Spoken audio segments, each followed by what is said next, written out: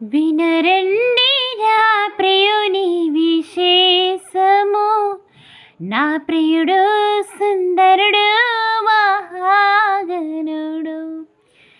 కనరండి నా ప్రియుని విశేషము, నా వరుడు సుందరుడు మహాగణుడు.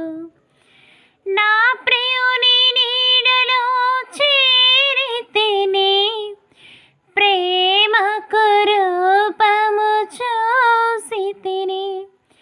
నా ప్రియుని నీడలో చేరితిని, ప్రేమకు రూపము చూసితిని.